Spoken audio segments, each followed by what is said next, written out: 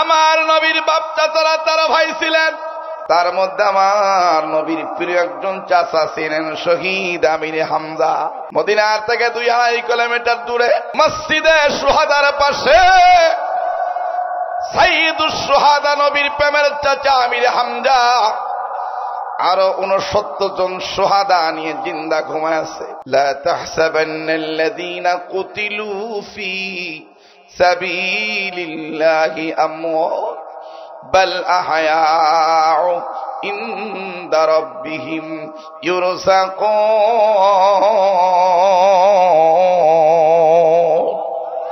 শহীদেরা মরে না, তারা কবরে জিন্দা। আমার মালিক আল্লাহ বলেন, আমি আল্লাহর পক্ষ থেকে জান্নাতের সুস্বাদু খাবার কবরে বসে বসে পাইতে থাকে। লা তাহসাবান্না, মৃত্যু বলে ধারণাও করবা না। বাল আহয়া, আল্লাহ বলে তারা জীবিত।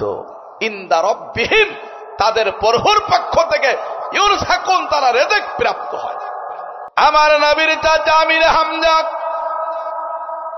ওনাকে যে কতল করলো, যে শহীদ করলো, ওই ব্যক্তির নাম ছিল ওয়াহশী। ওয়াহশী ছিল বড় তীরান্দাজ। 100% তীরের টার্গেট ফুল করত, একটাও টার্গেট ফেল করত না। তার মানে 100টা টার্গেট করে মারলে কপালে লাগাবে, কপালে লাগতো, নাকের আগায় লাগাবো, নাকের আগায় লাগতো। এই জন্য ওয়াহশী তাকে হিন্দা নামক আবু সুফিয়ান উহুদের যুদ্ধের কাফেরদের পক্ষের সেনাপ্রধান ছিল, তার স্ত্রী ছিল হিন্দা। হিন্দা বলে, ওয়াহশী তুমি যদি নবীর চাচা বীর হামজাকে হত্যা করে দিতে পারো, তোমাকে আমি অফার দেব 2টা। প্রথম নাম্বার অফার, ও ওয়াহশী আমার মাথা হেড টু লেগ, পা থেকে মাথা, মাথা থেকে পা, ওয়াল বডিতে যত গহনা অলংকার আদি আছে সব তোমাকে আমি হাদিয়া দিয়ে দেব। নাউযুবিল্লাহ। 2 নাম্বার, ও ওয়াহশী তুমি কৃতদাস, আমি তোমাকে আমার অর্থ দ্বারা ক্রয় করে চিরতরে মুক্ত করে দেব। শর্ত হলো নবীর চাচাকে কতল করে দাও। অফার দিলা 2টা, অলংকার দিয়ে দেব, আমি তোমাকে আজাদ করে দিব। উহুদের যুদ্ধে প্রাথমিক পর্যায়ে মুসলমানদের পক্ষে বিজয় আসছিল। ইতিহাস আপনারা জানেন কিনা জানি না। ভাইজান দেখে আসছেন মসজিদে শুহাদা, 70 জন সাহাবী যেখানে ঘুমায় আছে, তার পাশে একটা গিরিপথ। ওই পথ দিয়ে কাফেরদের হামলা করার সম্ভাবনা ছিল। বিদায় রাসূল একজন সাহাবীর নেতৃত্ব দিয়ে 40 জন সাহাবা সেনা নিয়োগ করলেন, খবরদার এই রাস্তা, এই গিরিপথ কখনো ছাড়বা না। প্রাথমিক মুসলমানদের পক্ষে যখন বিজয় আসছে, তখন 29 জন সাহাবা চিন্তা করছেন, আল্লাহ পাকের রাসূলের হাবিবের আদেশ ছিল বিজয় লাভ করা পর্যন্ত। বিজয় যখন হয়ে গেছে, এই পথে আর থাকার দরকার নেই, চলো যাই, আমরা গনিমত অর্জন করি। এরা যখন গনিমত অর্জন করতে গেছে, 10 জন সাহাবা ওখানে স্টিল দাঁড়িয়ে আছে। সমস্ত কাফেররা সংঘবদ্ধ হয়ে, জনসংখ্যা লঘু দেখে, কম দেখে তারা হামলা করে 10 জনকে তারা শহীদ করে ভিতরে ঢুকে এমন ভাবে হামলা করছে, আমার রাসূলের দান্দান মোবারক পর্যন্ত শহীদ হয়ে গেল। আর আমার রাসূলের মাথায় পরিহিত যুদ্ধের হেলমেট ভেঙে 2টা কড়া রাসূলের মাথায় যখন ঢুকে গেছে, রাসূল বেহুশ হয়ে একটি গর্তে পড়ে গেছে। ওই গর্তে পানিটা সরাবে, ওই গর্তের মধ্যে আমি কয়েকবার আমার ঢোকার সুযোগ হয়েছে। সুবহানাল্লাহ বলে। ওই ক্রিটিক্যাল জায়গায় অনেককে যেতে দেয় না। আমি তো দেশে যে পুলিশদের সাথে খাতের পাতেছি, ইয়া আখিয়াল মুখাররাম আনতা হাবিবি আনতা খলিলি আনা জিতু মিন বানজালাদিস ইসমি আব্দুল জব্বার আনা আলেম আনা মুফতি। এভাবে বলার পরে ওরা কয় যে কালিয়াত তরিকাল হাজ করতাম, ওদের ভাষায় কয় রাস্তা পরিষ্কার, যান সামনে আগা। সুবহানাল্লাহ। ভাইরা আমার, শুধু তাই না, যখন খবর হয়ে গেল কতিলা মুহাম্মদ, মুহাম্মদ কতল হয়ে গেছে, মুহাম্মদ মারা গেছে, সাথে সাথে মুসলমানদের মনোবল এমন ভেঙে গেল, একজন যুবক সাহাবা তার আপন বাবাকে চেনে নাই, না চিনে ছেলে তার বাবাকে হত্যা করে দিছে। অবস্থাটা কি হয়েছে? রসুল নেই, বাপকে চিনতেছে। প্রেম কাকে বলে? যেই বোঝে না ওই প্রেমের জ্বালা, তারে আমি কি দিয়ে বুঝাই। আল্লাহ তোমার ওই প্রেম আগুনে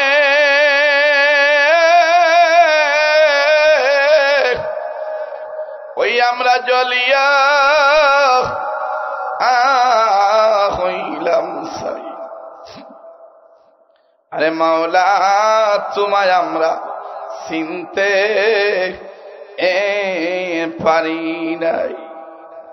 আমার নবীর প্রেমে সাহাবারা পাগল ভরা হয়ে গেল। এদিক থেকে কাফেররা সংঘবদ্ধ হয় মুসলমানদের 70 জন শহীদ করে দিছে।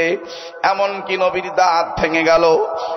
আর 80 সুযোগ পাইয়া আমার নবীর আপন চাচাকে তীর মেরে হত্যা করেছে।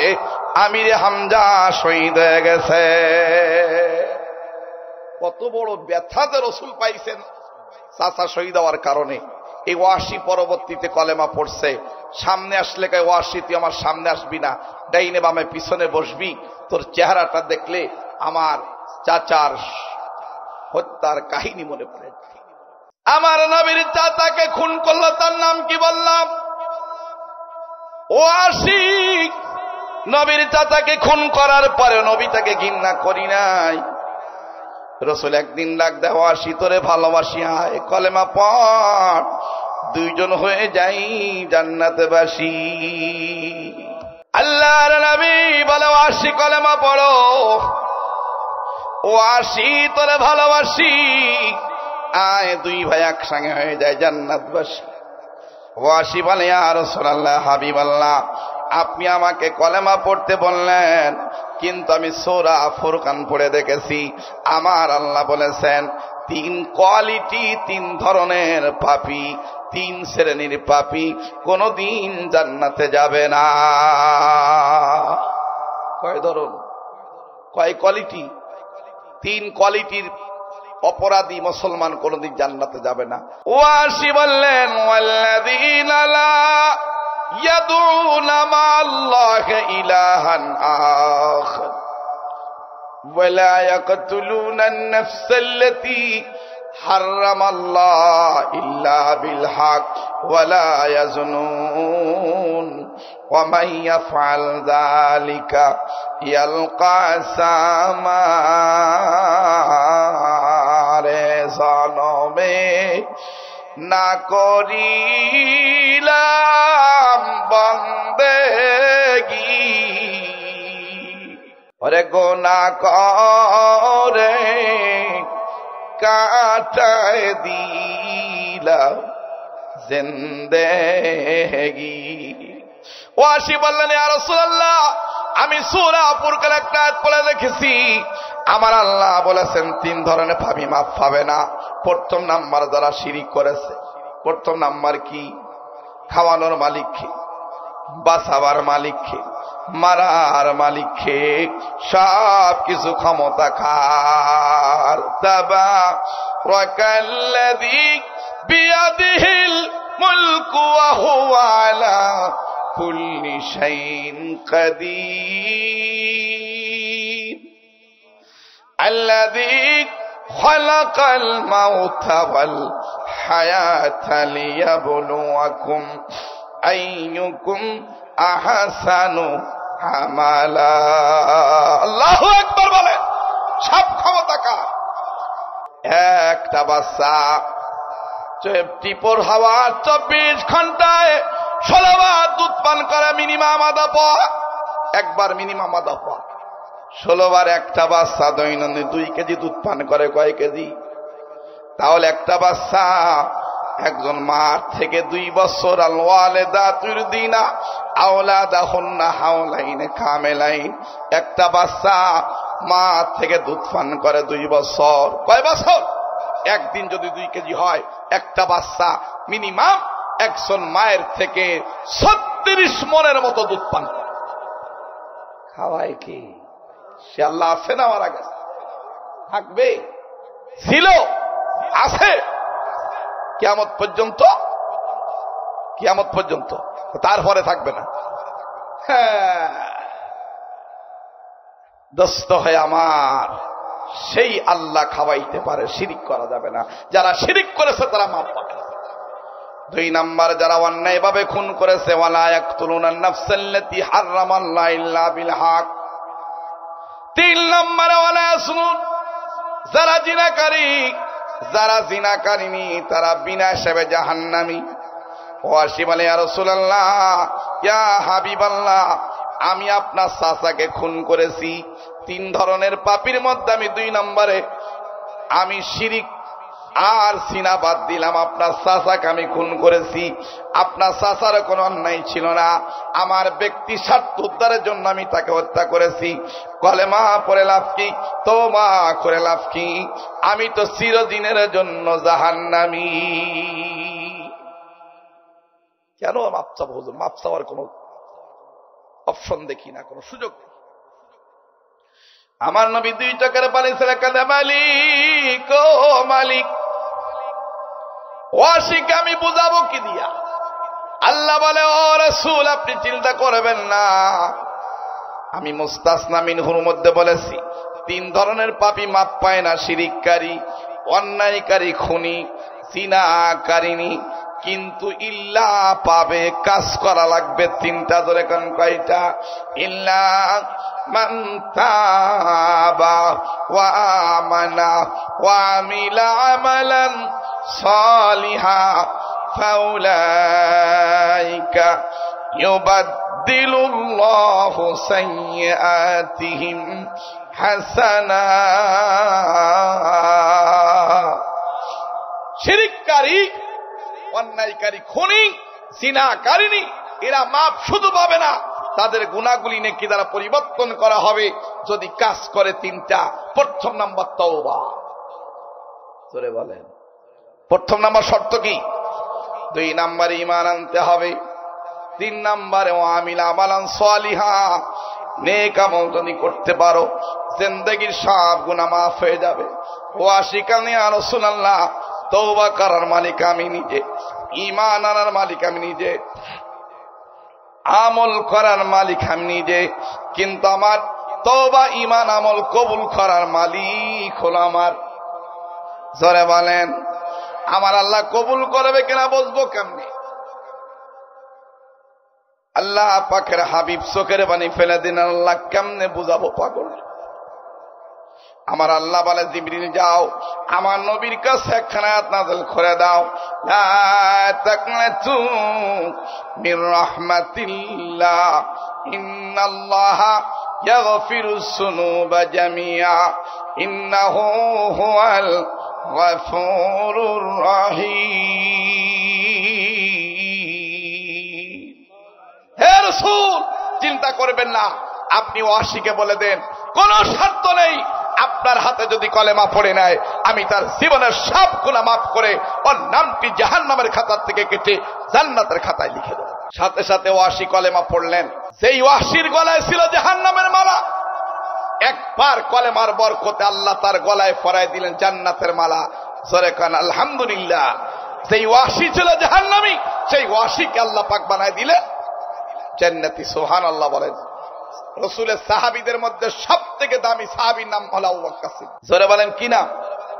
আবু বকর সিদ্দিক রাদিয়াল্লাহু তাআলা আনহু হলো সবথেকে দামি, আর সবথেকে দুর্বল সাহাবী হলো ওয়াসি। আবু বকরও জান্নাতি, ওয়াসিও জান্নাতি, কিন্তু দুইজনের মধ্যে ব্যবধান আছে কিনা কথা বলেন? আমার নবীর সবথেকে দামি সাহাবীর নাম কি? এর ভিতর সন্দেহ আছে নাকি কারো? কিন্তু আমার রাসূল বললেন, লাউ কানা বাদি নবী, আমার পরে যদি কেউ নবী হতো লাকানা উমার, সেই ব্যক্তি হলো উমার। কে বলেছেন কথা? আমার পরে কেউ নবী হলে কে হবে? উমার। আবু বকরের কথাটা বাইপাস করে রাসূল উমারের কথা বললেন, তাহলে কি আবু বকর উমারের থেকে কম দামি? হ্যাঁ, রসুলের কথা কেন বললেন? ওমর আর আবু বকরের মধ্যে আকাশ জমিন ব্যবধান। আয়েশা সিদ্দিকা রাদিয়াল্লাহু তাআলা আনহা, ওনার নানের উপরে রসুলের মাথা, পূর্ণিমার চাঁদ, আকাশে তারকারাজি ভরা। আয়েশা একদিন জিজ্ঞাসা করছে, ইয়া রাসূলুল্লাহ, হাবিবাল্লাহ, আকাশে যে তারকা দেখা যায়, এই তারকা সমপরিমাণ নাকি সম্বলিত আপনার কি কোন সাহাবা আছে পৃথিবীতে? রাসূল বলেন, নাম বালা, হ্যাঁ আছে। নাম অর্থ হ্যাঁ, বালা অর্থ হ্যাঁ আছে। তো কয় মান হুয়া, সুবহানাল্লাহ বলে। আয়েশা সিদ্দিকা রাসূলকে জিজ্ঞাসা করল, নবী তিনি কে? আম্মা জান আয়েশা চিন্তা করলেন, আমার স্বামী রাহমাতে আলম নিশ্চয়ই আমার আব্বার কথা বলবেন, এই জন্য আগ্রহের সাথে বলতেছে, মান হুয়া ইয়া রাসূলুল্লাহ, ও নবী সে ব্যক্তি কে? আমার রাসূল বললেন, ও আয়েশা, হুয়া ওমর, সে হলো হযরত ওমর। আল্লাহু আকবার। আমাদের স্ত্রী যদি হতো তাহলে মাথা ধাক্কা দিয়ে কত জীবনের বাতন এনে দেব। আমার রানের উপরে তোমার মাথা, তুমি আমার সতীন হাফসার আব্বার প্রশংসা করো আমার আব্বারে বাদ দিয়া। মায়েরা শোনেন, আয়েশা কেমন ধৈর্যশীলা ছিল। আয়েশা একটু মনে ব্যথা পেলেন, আমার নবী বুঝে ফেলেছেন।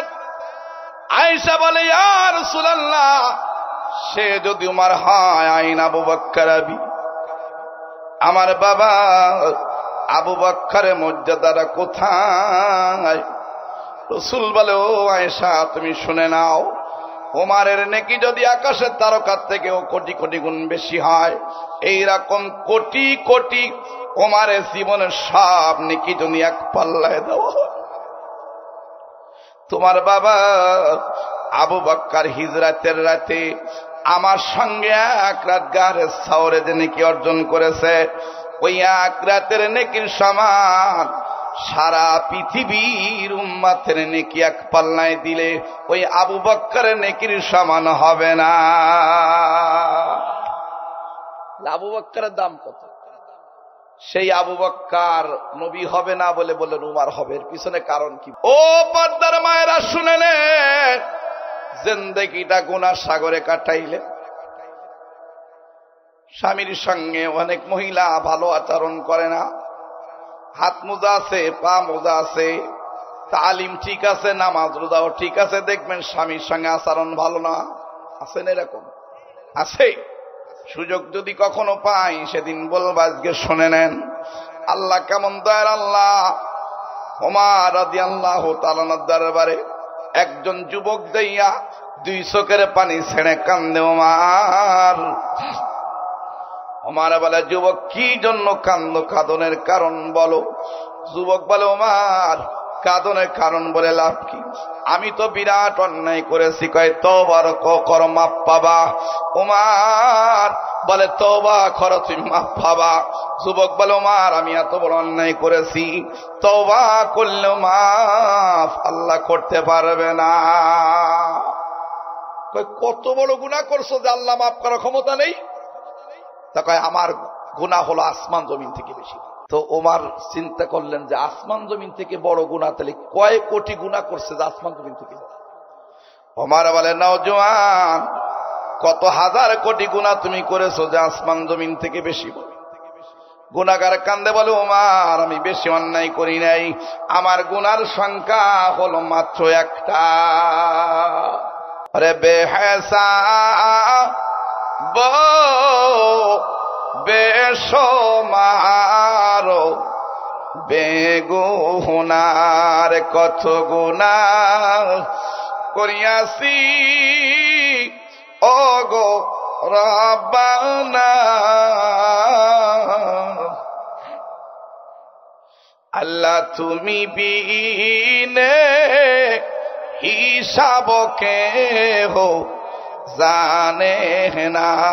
জানে যে এই মুহূর্তে গুনাহগার বলে, ওমর আমি একটা গুনাহ করেছি বলা মাত্র ওমর ছটফট ছটফট করে জমিনে গড়ায় আর কাঁদে। ওমর এবার বলে, মালিক একটা গুনাহ করে যুবক যদি এত কাঁদতে পারে, আমার জীবনে না কত গুনাহ আছে আল্লাহ, আমি কত গুনাহ করেছি বলে কান্দে। ওমর কান্দে, নওজোয়ান কান্দে, কোন সমস্যার সমাধান কেউ দিতে পারে না। একটু পরে ওমর বলে নওজন চলো আল্লাহ নবীর কাছে যাই। আমি হলাম হাতুড়ে ডাক্তার, আমার নবী ফার্সিয়েস, নবীর কাছে গেলে কোন না কোন চিকিৎসা যাবে মিলে। চলো দুই ভাই আমরা আল্লাহর নবীর কাছে চলে যাই। আল্লাহু আকবার বলে, কারণ রাসূল ছিলেন সমস্ত চিকিৎসকের উস্তাদ। সুবহানাল্লাহ বলে, সেখানে গেলে চিকিৎসা মিলেই যাবে। এই বলে ওমর ওই নওজওয়ানকে নিয়ে আল্লাহ রসুলের কাছে গেছেন। আল্লাহ রসুলের সামনে যে উমারও কান্দে, নওজওয়ানও কান্দে, কেউ কোন সমস্যার সমাধান দিতে পারে না। আমার নবী বলে ওমর কি জন্য কান্দো? ওমর বলে নবী আমি তো এই নওজওয়ানের কাঁদন দেখে আমি কান্দি। আল্লাহ পাকের হাবিব বললেন ওমর ওই নওজওয়ান কি জন্য কান্দে আর তুমি তাই দেখে কান্দো, তার কারণটা আমাকে বোঝাও। ওমর বলে ইয়া রাসূলুল্লাহ সে নাকি জীবনে একটা গুনাহ করেছে, যে একটা গুনাহ আসমান জমিন থেকে বেশি বড়। ইয়া রাসূলুল্লাহ তাই যদি হয় আমি আপনার মতো মহামানবের মাথা নেওয়ার জন্য খোলা তলোয়ার হাতে ধরেছিলাম, আমার মতো পাপী আল্লাহর জমিনে আর নাই, এই জন্য আমি কান্দি। রাসূল বলেন ওমর তুমি তওবা করো, ওমর তুমি তওবা করো, তুমি মাফ পেয়ে যাবা। জোরে কান আল্লাহু আকবার। ওমর একটু সান্ত্বনা বাণী পেয়ে গেলেন। এবার আমার নবী নওজওয়ানের কাছে জিজ্ঞাসা করলেন, হে যুবক তুমি বলো কি জন্য তুমি কান্দো? যুবক বলে ইয়া রাসূলুল্লাহ হাবিবাল্লাহ আপনাকে বলে লাভ কি, আমি তো বড় অন্যায় করেছি। বলে কি অন্যায় তুমি করেছো? বলে ইয়া রাসূলুল্লাহ ইয়া হাবিবাল্লাহ আমি যে গুনাহ করেছি আমার গুনাহ হলো জমিন থেকে বেশি বড়। আল্লাহ পাকের হাবিব বলেন তুমি বলো জমিন বড় না আল্লাহ পাক বড়? নওজন বলে রাসূল জমিনের মালিক আমার আল্লাহ অনেক বড়। কয় তাহলে বলো তুমি মাফ পেয়ে যাবা। নওজন বলেন আমি শুধু জমিন নয় 7 তবক আসমান থেকে বড় গুনাহ করেছি। নওজওয়ান বলে রাসূল 7 তবক আসমান থেকে আমার গুনাহ বড়? রাসূল বললেন তুমি বলো 7 তবক আসমান বড় না তোমার মালিক বড়? নওজওয়ান বলে ইয়া রাসূলুল্লাহ 7 তবক আসমানের মালিক আমার আল্লাহ বড়। কয় তাহলে বলো তুমি মাফ পেয়ে যাবা। তার মানে রাসূল যা বলে গুনাহগার তার গুনার কথা বলে। বলতে বলতে গুনাহগারকে আমার রাসূল বললেন কুল ইয়া ইবাদিয়াল্লাযিনা আসরাফু, আয়াতের ব্যাখ্যা খুলে দেখবেন। এবার নওজওয়ান কান্দার বলে ইয়া রাসূলুল্লাহ ইয়া হাবিবাল্লাহ আপনি যা বলবেন তার থেকে আমার গুনাহ বড়। এবার রাসূল বলেন তুমি বলো তোমার গুনাহ বড় না আমার মাওলা পাকের দয়া বড়? আল্লাহর নবী বলেন নওজওয়ান তুমি বলো তোমার গুনাহ বড় না আল্লাহর দয়া বড়? এবার নওজওয়ান 2 চোখের পানি ছেড়ে কান্দার বলে আল্লাহ ও নবী আমার আল্লাহর দয়া আমার গুনাহ থেকে কোটি কোটি গুণ বেশি বড়। এবার নওজওয়ান বলে ইয়া রাসূলুল্লাহ তাই যদি না হবে আমি যে গুনাহ করেছি আল্লাহর জমিনের মাটি আমার জন্য গ্রাস করার কথা, আল্লাহর জমিনে বাতাস বন্ধ করে দেওয়ার কথা, আমার পায়খানা পিশাবের রাস্তা বন্ধ করে দেওয়ার কথা, আল্লাহ প্রদত্ত বাক শক্তি আমার ছিনায় নেওয়ার কথা, আমার দৃষ্টি শক্তি ছিনায় নেওয়ার কথা, আল্লাহ জমিনের বাতাস আমার জন্য হারাম হয়ে যাওয়ার কথা। সব কিছু যখন স্বাভাবিক আছে আমি বুঝে ফেলেছি আমার আল্লাহ পাকের দয়া আমি গুনাহগারে গুনাহ থেকে কোটি কোটি গুণ বেশি বড়। এবার আমার রাসূল বললেন তাহলে তুমি বলো কি গুনাহ করেছো? নওজন বলে নবী গো আমার গুনাহ করেছি গোপনে, আমি মাফ চাবো নির্জনে। আমার মালিক আমাকে ক্ষমা করে দেবে নিজ গুণে। ইয়া রাসূলুল্লাহ ইয়া হাবিবাল্লাহ আমি গুনাহ করেছি আমি আবার আপনাকে কেমনে বলি? গুনাহ করেছি একা নির্জনে মাফ চাবো গোপনে, আল্লাহ মাফ করে দেবেন নিজ গুণে। আর আমার দেশের যুবকরা বর্তমান ফেসবুকের মধ্যে একটা অশ্লীল ছবি দেখলে আরেক বন্ধুকে দেখাবার জন্য পাগল হয়ে যায়। কথা কয়, গুনাহ হয়ে যায় অন্যায় ভাবে, গোপনে হয়। আল্লাহর নবী বলেন, নাও জওয়ান, তুমি শুনে নাও, ডাক্তারের কাছে রোগী যাইয়া, রোগী যদি রোগের বিবরণ খুলেও না বলে, যেমন ডাক্তার রোগের এগেনস্টে মেডিসিন দিতে পারে, ডাক্তার ঔষধ লিখতে পারে না, ডাক্তার প্রেসক্রিপশন করতে পারে না, তুমি কি গুনাহ করেছো আমাকে না বললে আমি নবী কেমন করে তওবা করাবো? আমি নবী তওবা করাইতে পারবো না। এবার নওজোয়ান দুই চোখের পানি ছেড়ে কান্দে আর বলে, তমবিহুল গাফিলিন কিতাব খুলে দেখবেন, কুল ইয়া ইবাদিয়াল্লাযিনা আসরাফু আয়াতের ব্যাখ্যায় আল্লামা ফকি আবুল নাইস সামারকান্দি রাহমাতুল্লাহ লিখতেছে, ওই নওজোয়ান বলে, নবী একদিন না দুই দিন, ও নবী এক সপ্তাহ না দুই সপ্তাহ না, এক বছর না 2 বছর না, আমি গোটা 7খানা বছর বিভিন্ন গোরস্থানে দেই, আমি মুরদারের কফর খুঁড়িয়া, আমি তার কাফন চুরি করে বাজারে বিক্রি করে আমি আমার জীবিকা নির্বাহ করি। একদিন না দুই দিন না, এক সপ্তাহ না দুই সপ্তাহ না, গোটা 7খানা বছর। কয় বছর কি করে? আপনাদের মাগুরা এলাকায় আছে নাকি? না মাগুরা না, কোন থানা? শালিখা। একজন কাফন চোর আছে নাকি? এত বড় সাহস কার? কবরে পাশে গেলেই তো খবর হয়। আমার দুনিয়ায় যে রাত্রে মুভ করবো, কালকে গোপালগঞ্জ থেকে চলে আসছি, এখন রাত্রে চলে যাব, দুনিয়ায় কিছুর ভয় নেই। বিগত দিন ছিল না, এখনো নেই, কিন্তু মাস্তানি সব খতম। 2 জায়গায় গেলে, একটা হলো মসজিদের বারান্দায় চাকাবিহীন গাড়ি, যখন দেখি তখন সরে যাইতে না গেল নারী, যখন দেখি ওই টাকাবিহীন গাড়ি। কবরে যখন রাখে একটা নতুন কথা বলে যায়, তখন বলে বিসমিল্লাহি ওয়া আলা মিল্লাতি রাসূলিল্লাহ। এর অর্থ বিসমিল্লাহ, আল্লাহর নামে এবং আল্লাহর নবীর তরিকায়। আল্লাহর নামে আল্লাহর নবীর তরিকায় কি? এ কথাটা অসম্পূর্ণ একটা কথা। কেন বলে? নিশ্চয়ই এখানে কিছু কথা গোপন আছে, সেটা উল্লেখ করেন। কারণটা কি আমি একদিন শোনাবো, যদি আজাদ ভাই বেঁচে থাকে আলহামদুলিল্লাহ। আসি, বুঝি নাই কেন এই দোয়াটা পড়ে। অসম্পূর্ণ একটা দোয়া, বিসমিল্লাহ ওয়া আলা মিল্লাতি রাসূলিল্লাহ। একই বাবার কবরে ছেলে নামে, মার কবরে ছেলে নামে, নামাই দিয়ে সে জানে আজকে বাবাকে যেখানে রাখছি, এখানে আমার মতো সন্তান থাকার দরকার ছিল, সে থাকবে না, দায় মুক্ত করে দিয়ে চলে আসে। আদাউ কাফি কাবরিকা বিসমিল্লাহ ওয়া আলা মিল্লাতি রাসূলিল্লাহ। তোমাকে তোমার কবরে আল্লাহ এবং আল্লাহর রাসূলের নামে রেখে গেলাম। সে নিজেও জানে যে নির্জন জায়গা আমার থাকার দরকার, আমি থাকবো না, সে আল্লাহ নামে রাসূলের তরিকা রেখেছে। জীবনে নামাজ পড়ি নাই, দাড়ি টুপি নাই, তাকে যদি রাসূলের তরিকা রাখা, রাসূল খুশি হবে না বেজার হবে? কথা বলেন, বলে লাভ কি? কষ্ট হচ্ছে মনে হয়। হ্যাঁ হ্যাঁ বাবা, ভালো করে বোঝেন। ওই গুনাহগার কান্দে, নবী গো, রাসূল বললেন, তুমি 7 বছর কাপন চুরি করে বলেছ।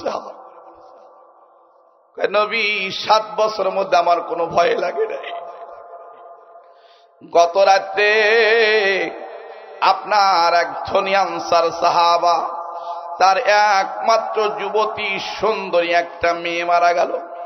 ষোড়শী মরে যাওয়ার পরে আমি পূর্বে ধারাবাহিকতায় নিউজ পেলাম, আমি সংবাদ পাইয়া, আমি নির্জনে দুনিয়ায় কাউকে সাথে রাখি না, একা একা যাইয়া কবরটা খুঁড়িয়া আমি 5খানা কাপড় খুলে যখন রওনা করছি, একটু দূরে যাওয়ার পরে প্রত্যেকটা মানুষের পিছনে একজন দুশমন আছে, মিস্টার ইবলিস, ইন্নাশ শাইতান লিল ইনসানি আদুউম মুবিন।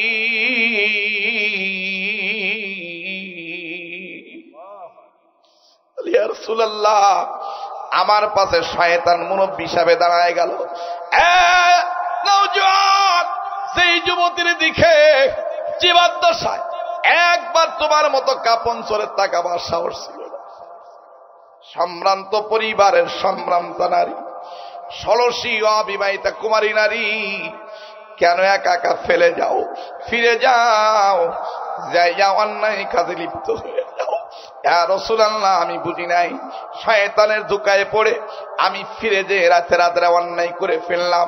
আমি অন্যায় করে 5খানা কাপড় নিয়া আমি যখন নির্ভয়ে ফিরতেছি, হঠাৎ করে পিছন থেকে আওয়াজ আসছে, এ যুবক তুই কি মরবি না? ও যুবক তুই কি আমার মাওলার হাতে কবরে ধরা খাবি না? খবর হইল ছোট্ট একটা মাটির ঘর, ওই কবরে আল্লাহ বিনে খেনে বেখাব। ইয়া রাসূলুল্লাহ, ওই কবরের থেকে কবরের পরে ওই মহিলাটা উলাঙ্গ অবস্থায় দাঁড়াইয়া আমাকে পিছন থেকে আওয়াজ দেয়, হে যুবক তুই কি মরবি না? তুই কি কবরে আসবি না? আমার মতো একজন যুবতী নারীকে অপবিত্র অবস্থায় উলাঙ্গ করে রেখে যাস, তোর কি ভয় নাই? নবী রে, ওই মুহূর্তে আমি গর্দান ফিরা দেখতেছি, সেই মেয়েটিকে আমি অন্যায় করে কাফন খুলে ফেলে লাগছি। সেই মেয়েটিকে আমার আল্লাহ কবরে মাটির ফারে জিন্দা করে দিছে। জিন্দা করার মালিককে, আল্লাযী খালাকাল মাউতা ওয়াল হায়াত লিয়াবলুয়াকুম আইয়ুকুম আহসানু আমালা। জিন্দা করার মালিককে, আরো জোরে বলেন কে? জিন্দাকে মারে কে? মুর্দারকে জীবিত করে কে? জোরে বলেন কে? আপনাকে আমাকে যখন তখন আল্লাহ মারতে পারে, বিশ্বাস নাই। এবার এই নওজোয়ান বলে, নবী গো, পিছন থেকে মেয়েটা যখন আওয়াজ দিছে তুই কি মরবি না? নবী আমার অন্তরে বিশ্বাস হয়ে গেল রে, কবরে গেলে আল্লাহ পাকের কাছে কি জবাব আমি দেব? সেই জন্য আমি ওমারের কাছে গেছি। ওমার সমস্যার সমাধান দিতে পারে নাই, আপনার কাছে আমার কাছে। ইয়া রাসূলুল্লাহ, আপনি আমাকে তওবা করান, আপনি আমাকে কলেমা পড়ান। কিতাবের মধ্যে আসছে, কুল ইয়া ইবাদিয়াল্লাযিনা আসরাফু, আয়াতের ব্যাখ্যায় তামবিহুল গাফিলিন কিতাবে লিখছে, ফকিহ আবুল নাইস লিখছে, ওই মুহূর্তে রাহমাত আলম গর্দান ফিরায় নিছে, তার মানে নারাজি দিছে, সরে যা, এত বড় গুনাহগারের গুনাহ আমি নবী তওবা করাইতে পারবো না। দুনিয়ার সব থেকে বড় ডাক্তার নবী, সেই যখন ঘাড় ফিরাই নিছে, নওজোয়ান 100% বুঝে ফেলেছে রাসূল যখন গর্দান ফিরাই নিছে, আমাকে যখন তওবা করাইবে না, ওমর পারে নাই, রাসূল যখন পারে নাই, নিশ্চিত আমি আর জীবনে কোনোদিন মাপ পাবো না। আমি মাপ নাও পাইলে আজ থেকে আমি আর কাঁদন ছাড়ব না। এই চিন্তা করে এবার আল্লাহ রাসূলের থেকে দূরে সরে যাইয়া মরুভূমির নীরব স্থানে যাইয়া এবার দুই হাত আল্লাহ পাকের দরবারে ভিক্ষার দুই হস্ত মেলে দিয়ে আবার করে, ক্ষমা কর, মাপ কর আমার মাওলা রে। এবার এই নজন দুই চোখের পানি ছেড়ে যখন কাঁদন শুরু করছে, আমার আল্লাহ সইতে পারে না। আল্লাহ বলে, জিবরিল জলদি করে আমার নবীর কাছে চলে যাও, যাইয়া দুইটা জিনিস জিজ্ঞাসা করো, আমার রাসূল আমার বান্দা বানাইছে কিনা। 2 নাম্বার জিজ্ঞাসা, আমার রাসূল আমার বান্দার গুনাহ মাফ করতে পারে কিনা। এবার আল্লাহ ডাক দেয়, নবী আপনি বান্দা বানান নাই, আপনি বান্দার গুনাহ মাফ করতে পারেন না? কেন আপনারা আমার পচ্চিনা বান্দাকে আপনি নৈরাশ করে দিলেন? তু বারায় ওয়াসলে করদান আমাদি, না বারায় ফাসলে করদান আমাদি, ওহি আমদ সুয়া মুহাম্মদ আজ খুদা, बंदाए माँ से रा कर दी जुदा, तू बराए वस्ल करदन आमादी, ना बराए फस्ल करदन आमादी। আপনি আমার পথ ভোলা বান্দাকে ইদিনা সিরাতাল মুস্তাকিম, সিরাতে মুস্তাকিম দেখাবেন, আমি আল্লাহর সঙ্গে নিসবত জুড়ে দেবেন। আপনি কেন আমার বান্দাকে নৈরাশ করে দিলেন? আমি এই বান্দার কাদর সইতে পারি না, জলদি করে ছুটে যাও, যাইয়া আমি আল্লাহর পক্ষ থেকে বাশারাত শোনাও। ওর চোখের পানির বরকতে আমি ওর জীবনের সব গুনাহ মাফ করে দিলাম। শুধু তাই না, গফুর নামের গুণে আমি ওর জীবনের গুনাহ মাফ করলাম। ফাউলাইকা ইউবাদদিলুল্লাহু সাইয়্যাতিহিম হাসানাত, আর রহিম নামের বরকতে আমি ওর জীবনের গুনাহ সমপরে নেকি দ্বারা আমি ওর আমলনামা পরিবর্তন করে দিলাম, তথা ওর নামটি জান্নাতের খাতা জাহান্নামের খাতা থেকে কেটে আজ থেকে আমি আল্লাহ ওর নাম জান্নাতের খাতায় লিখে দিলাম।